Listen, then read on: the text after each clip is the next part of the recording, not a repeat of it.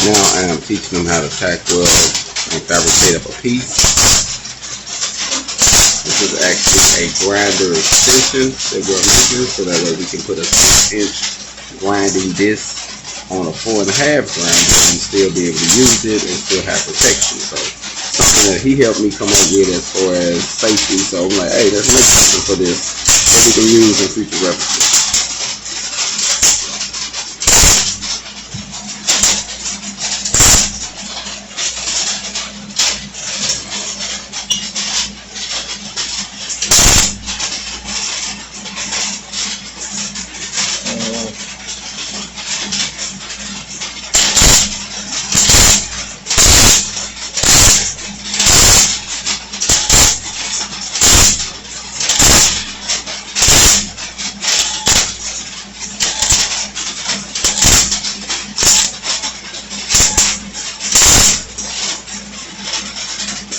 Yeah, that actually looks like a bead.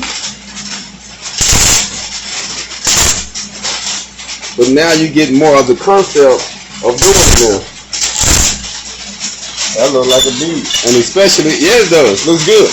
And now you get more of the concept, so when you're doing it, you say, okay, now I can know how to fill these gaps in without having, when you got a gap, without making it bigger, and then you can go back, clean up the metal, which is what we're going to do, and then it's going to look smooth. So now that's good. So now I'm going to use that buffing wheel. We're going to clean that up some, and it's going to be super good because we're using it for grinding. I hate to say, I think I should be the teacher. Look at that bead versus that bead over there. Stop it. Hey, man, stop it, man. He's showing out. He's showing out. That's what I'm talking about. My guy confident. Get in here, man. Hog on, man. Hog on.